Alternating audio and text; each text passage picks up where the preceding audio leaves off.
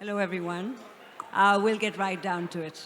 Mukesh, please tell us about your passion for all things health, because that's one thing that comes out in this book, right? Passion for? All things health. No, absolutely. I think health is probably the most important thing, right? In the book, I use this quote: "If you don't take care of your body, where you intend to live?"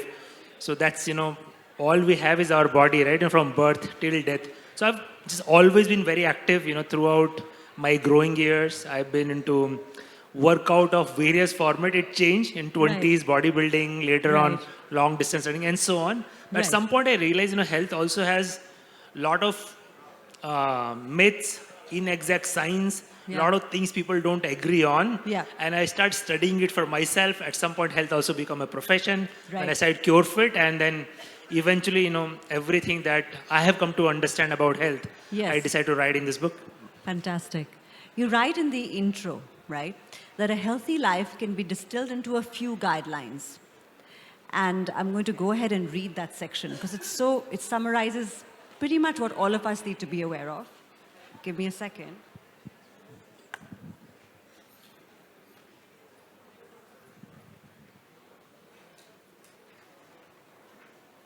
If I had to summarize the key tenets of a healthy life as simply as I could, it would be as follows.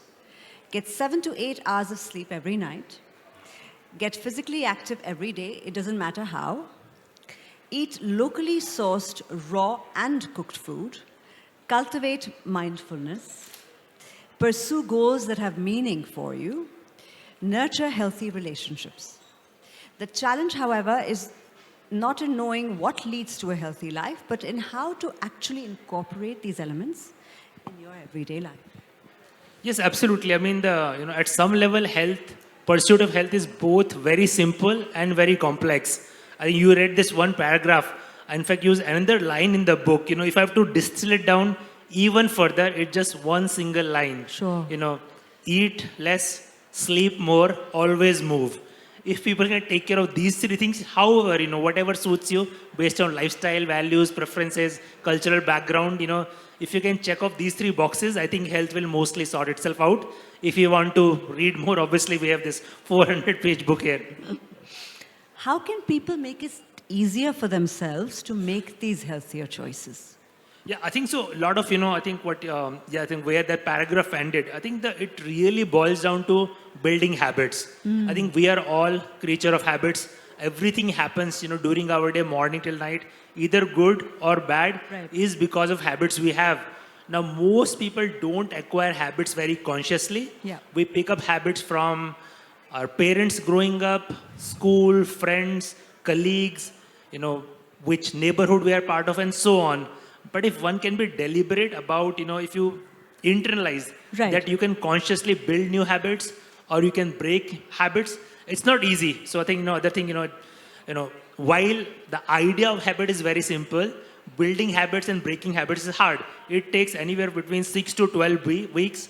There are now a lot of great literature about habits. I think from neuroscience point of view, behavioral psychology point of view, Right. we really understand what it takes to build habits. Right. So if you want to, if you identify something for healthy lifestyle, Right. you identify a habit, you Yeah. want to wake up at a particular time of the day, Yeah. or you want to, let's say, cultivate meditation habit. Right. First identify and then go through the whole, habits, the process of building habits, it boils Right. down to people talk about this framework of cue, action, reward.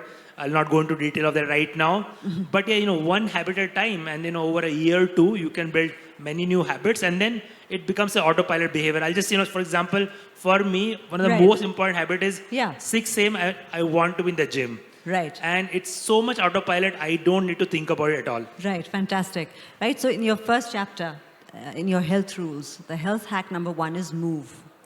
And now the interesting thing about movement is that it works on the body and mind.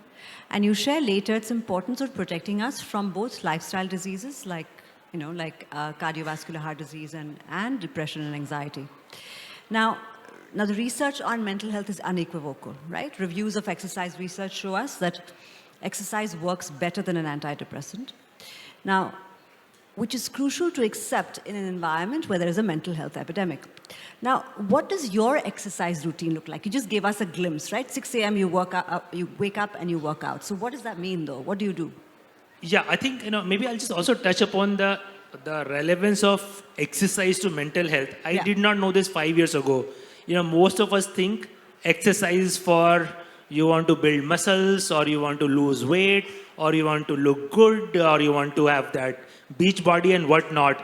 But the impact of movement and exercise on mental health is profound, and Yeah. it's not a conjecture anymore. I think, as you mentioned, there are numerous studies now. People have been studying these things for last few decades, and study after study, there's evidence is piling up that fitness is one of the strongest antidote Yeah. against mental health Yeah. issues. And I've seen in my personal life as well. During I've been entrepreneur for last 15 years and around startups for last 25 years. Right. I remember, some really stressful days during, my Mintra days where, things will be really bleak, nothing is working. And at some point during the day, I'll feel like my brain is becoming foggy. I Right. am not able to think clearly, Right. not able to good conversation, Right. not able to make decisions. Yeah. And then I'll just take a break during the day. Yeah.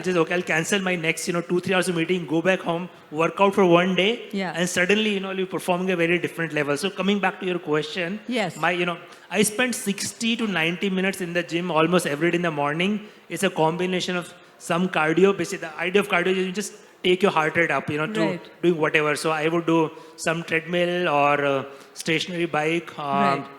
or a stairmaster, Yeah. followed by weights for 30 to 50 minutes. I think strength training is also incredibly important for both genders across all age groups. In fact, recently, I follow a lot on the what's happening in the longevity space.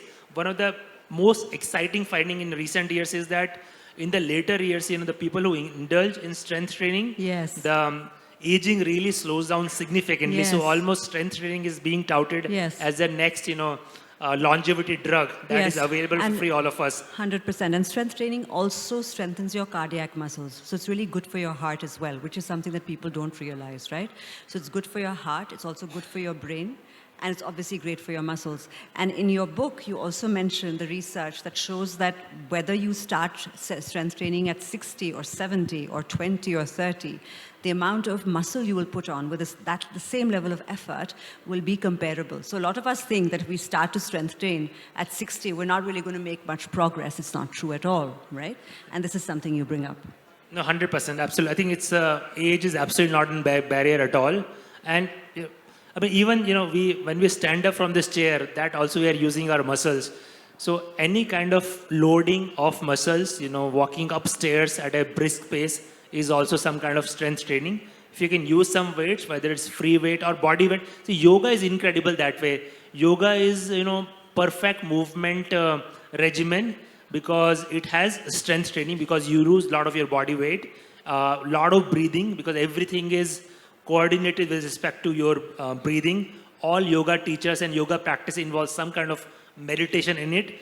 If you can do, if you do certain practice like vinyasa, etc., it's a flow state. You start sweating sometimes, so there's a cardio in it as Right. well. So if you one type of exercise, if you want to pick, yoga is great, but of course there are many other options. Yes, yes, because you end up using your own body weight, right, for the exercises and therefore supporting muscle strengthening.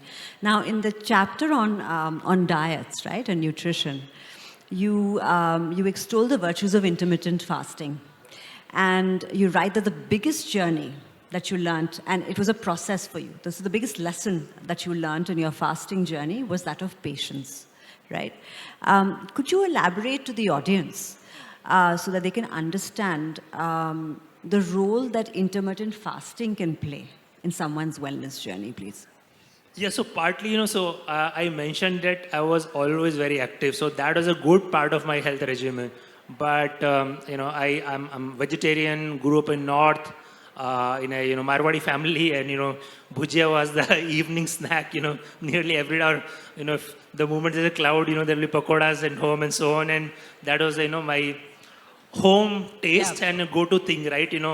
And hence, diet side of equation was always challenging for me to balance. And as I've been reading about diets and experimenting, about 7-8 years ago, people started talking about this whole idea of intermittent fasting. And Right. first I was skeptical, slowly, there more and more evidence started to add up. At some point, I started to believe that, fasting is good for Right. you. Then very quickly going into biology of fasting, what happens, when you fast for whatever reasons, body is forced to use calories from the fat stored. Now, all of us have reasonable amount of fat in our body. If you see somebody next to you is very lean, chances are the person about 15% body fat, most people will have somewhere in 20 to 30%.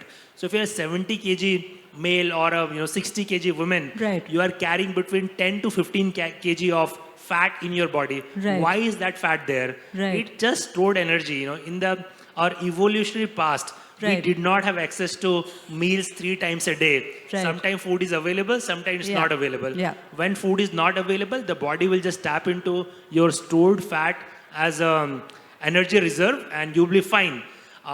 But when we keep eating 3, 4, 5 times a day, Right. we never give our body opportunity to use fat for energy. Right. When we don't give that opportunity, body almost forgets how do I Right. use. So now you have this bizarre situation. You have 15 Right. kg of fat in your body, but body is not able to convert that fat into energy. So if you don't eat for 4 hours, you start feeling craving, because the only way body can get energy is from outside. Right. So intermittent fasting, in some ways, rewires that conditioning. So the It's- point here is also that you need to give yourself some time, right? It's really good for you, as Mukesh has been telling you. It's incredibly important that you try it, but give yourself the time to get into that habit, because we've gotten so used to eating at least 3 meals, if not more.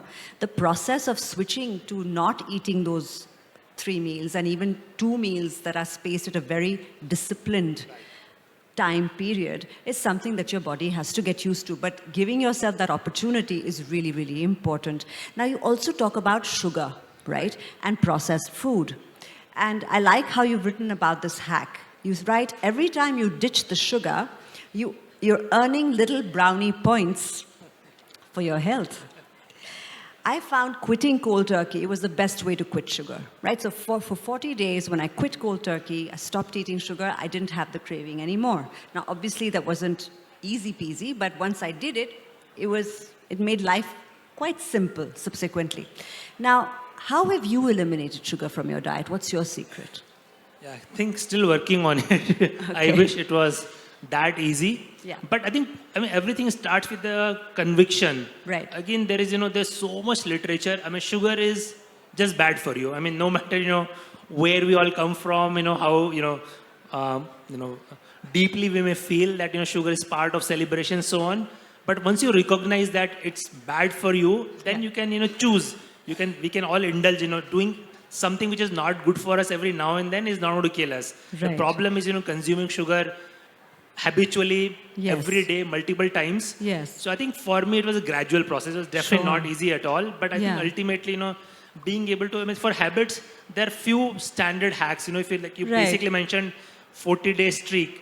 If you are able to, give yourself a challenge, even if 1-day challenge to begin with. Yeah. It's not that difficult. 2-day challenge, 4-day challenge. Yeah. Um, Another alternatives, tip, right? Another tip that I would give you is to increase your protein intake. Because when you increase your protein intake, your craving for sugar goes down. Because I know, Mukesh, you must have a very hectic life. Yeah, absolutely.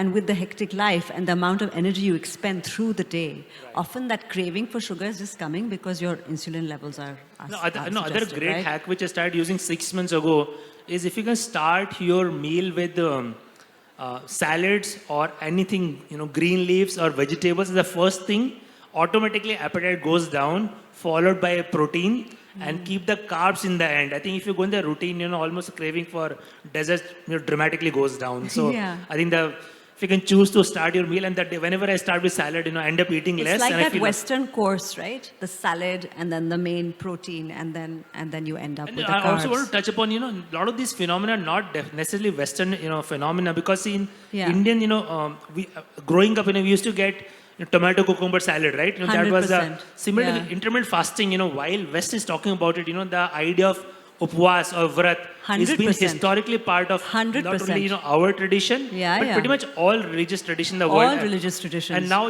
the science of intermittent fasting is that it does not matter, which protocol you follow. Totally. As long as you create an opportunity where Yeah. sometime your body is using stored fat, Yeah. you're doing do really Yeah. well. In fact, my grandfather had a very simple rule for when he felt sick. He would just stop eating. And animals do that. It's very interesting. Animals know this and they do that. And we've just gotten so used to seeing food in front of us and a source of entertainment and just our a habitual sort of a process of eating that we've forgotten this very I think important maybe if I can point. add just couple of, I think I have a lot of friends who are from, Jain traditions. They've extended fast, lasting for Yes. 2 days to up to 5 days. Yes. Similarly, you mentioned animals, right? One of the things I mentioned in the book is if you imagine a predator in the jungle, let's say a lion, who has not Right. eaten for 5 days, do you think that, he's going to be very lethargic and slow that have no energy, or like, really super energetic to find the prey? It's more the latter. Right. We all have similar biology, it's just, matter of conditioning ourselves to be able to use that energy. Right. You talk about alcohol, and you talk about how alcohol is just bad for us all around, right? Now, I know this intimately because I spent 4 years as a PhD student studying the deleterious impact of alcohol on the immunity. I'm a teetotaler myself. Yet, because it's socially acceptable, right, and sometimes socially required because of the pressure that your friends put on you, and you think it's a key to a good time, key for a relaxation, key to sort of let your hair down, so to speak. What is your suggestion for those people who are looking at reducing alcohol consumption or cutting it out completely but find it difficult to do that in social settings? Are we allowed to say in Bangalore alcohol is bad? We are the pub capital of the world, but yeah, I think I will, I'll walk the talk, and I think there is no question about it. I think the alcohol industry has gotten away for last 20, 30 years saying that, maybe red wine is good for you, maybe 1 or 2 drinks a day or few drinks a week. I think all that was industry speak. Now again, there is in fact, there is so much evidence that, alcohol depending on how much you're consuming, could be as bad as cigarette smoking. Moderate alcohol may not be as bad, but it's still bad. Yeah. So again, one can make a choice. It's we can indulge in things that entertain us, but knowing fully well is also bad for us. So for me, the biggest hack for avoiding alcohol, and right. It took me a while to be able to give up. Now I don't drink. It's been a couple of years. Yeah. But key thing, I moved my social engagements to earlier in the day. So now I meet people for breakfast, I meet for lunch, I meet for coffee, but I don't go out for dinners. Initially it was difficult. Eventually people stopped inviting me for dinner. So life is, really easy for me now. And people don't offer you, drinks for breakfast or lunch. So it's pretty easy. So a couple of your health hacks revolve around these, new gadgets, right? And you mentioned the Aura Ring as a health hack for tracking sleep and other parameters. Why is it useful to track one's health status? I think someone once told me, if you look at our car, it has so many dashboard and dials, and it says everything that's happening with the car. And if the engine light comes up, we immediately rush to get the car serviced. What about our body? We are the most complicated machine in the world. True. We have hundreds of parameters, so many aging indicators and so on. Yeah. And today we live in the world where science is caught up. Right. We understand what all those parameters are, right. what the established benchmarks are, what we can do to improve them. Sometimes it can also become overwhelming. So you need to know what kind of person you are. Are you okay dealing with a lot of data or not? I am personally, I love data. I mean, that's what we do in business world as well. Right. So for me, the more we are able to measure about health, it's incredible. So I'm wearing Oura Ring here. Yeah. This is the Whoops band. If you notice closely, the whole of Team India is using Whoops band. It's for heart rate variability tracking. And when you track, these things, then you get a lot of feedback. It also becomes an accountability parameter. So for example, I like that. So it's an accountable parameter. It lets you see if the habit that you're using is working to support your health, 100%, right? And this, Aura is, really cute. So in the morning, it gives you sleep score. It also gives some analysis of why your sleep might have been good or not have been good. Yeah. And then, so you look forward to that feedback. And have you found your sleep getting better since 100%? You used it? So okay. I think for me, if I would eat 3 hours, anytime between 0 to 3 hours before sleeping, my sleep quality will be bad. Why it is bad is, see, once you have food in your stomach, then your heart has to work extra hard to move the food along, to digest, to take the nutrition in your body. So while you are sleeping, your heart is working hard. But natural rest is supposed to be. While you're sleeping, your heart rate is supposed to go down and focus on other maintenance, repair work that sleep is for. So yes, I mean, with that feedback, I was able to move up my eating window. Now I finish eating by 5 p.m. I just don't eat after 5 p.m. and most days sleep is pretty decent. Fantastic. The other health hack you mentioned earlier in the book is the continuous glucose monitoring method. Now, I'm not trying to advertise a particular device. In fact, I should give a full disclosure. Even Aura is not something that I'm at all associated with. This is just because, now these health devices have become popular. They're in the market, so the audience should know. Why is that important? Right. So glucose plays a extremely important role in our body. Our brain continuously need a lot of glucose to function.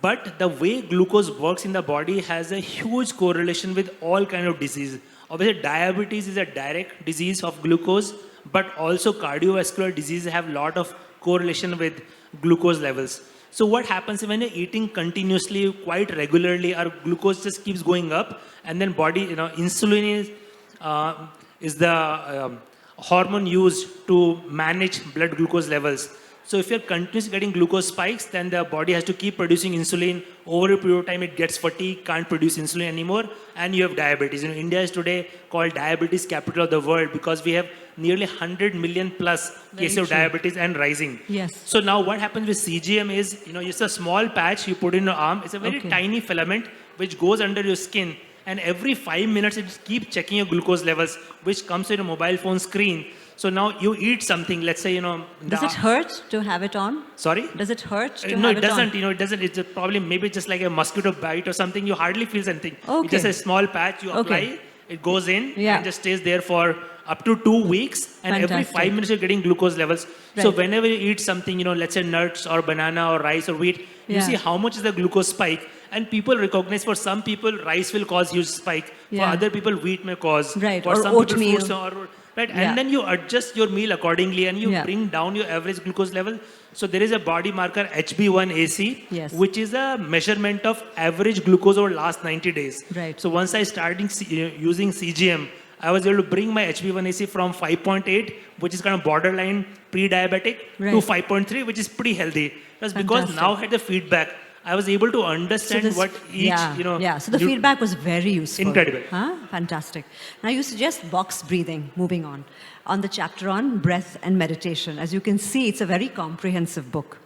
It is a useful stress relieving hack, and I often suggest it to my clients for stress relief. Now, do you regularly use box breathing, or do you have another breathing practice that you use? I think any breathing practice. See, most of us, we are breathing continuously. Average person breathes about 15 times every minute. I forgot a number, but something like 1 billion times, over our lifetime. It's a huge number, but we don't breathe consciously. Again, going back to yoga, pranayama is a big part of yoga, and there are numerous, breathing practices. So some of you might have tried, Kapal Bhati or Anulom Vilom, which is an alternate nostril breathing. Yes. Box breathing is a simple protocol, whether you pick a number, say 4 seconds, breathe slowly for 4 seconds, hold for 4 seconds, then breathe out for 4 seconds, again hold, and you do it, and you feel so calm and relaxed. You can try it for yourself, and after just 10 or 15 round of this, heart will come down, you'll feel calm, and there are many other, it just hardly takes any time.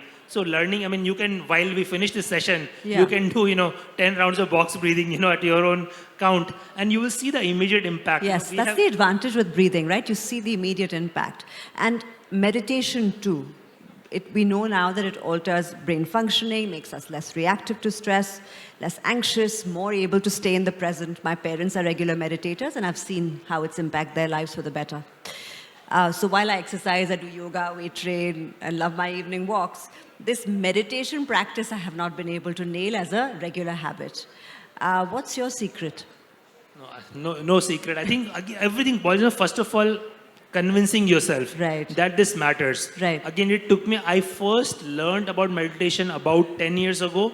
I was very skeptical, but, as I saw more and more evidence, stories of people who being able to make huge transformation, scientific validation, and again, most ancient traditions. I think, as I said, yoga, meditation is a huge part of yoga. There is really no yoga. Yoga is not about asanas at all. Yes. So I think, one can start meditation practice with as little as 1 or 2 minutes a day if you've Yes. never done it. Yes, Till, I think lowering the bar is very important. Right. We think of meditation as if we don't realize it's a skill like swimming.